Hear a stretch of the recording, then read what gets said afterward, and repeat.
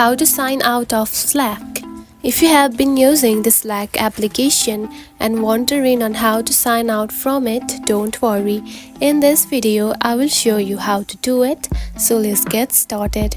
First of all, open the Slack application. Just like this.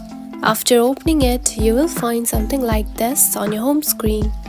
Now tap on the three dot lines at the top left corner. Just right here, select it. Then here you can find your name, just right here. Now tap on the three dot lines, just right here. Now to sign out, simply tap on to sign out and simply confirm it. Tap on to sign out once again. And now you can see you have simply signed out from your account. And that's it. This is how you can sign out of Slack. It is a very easy process, right?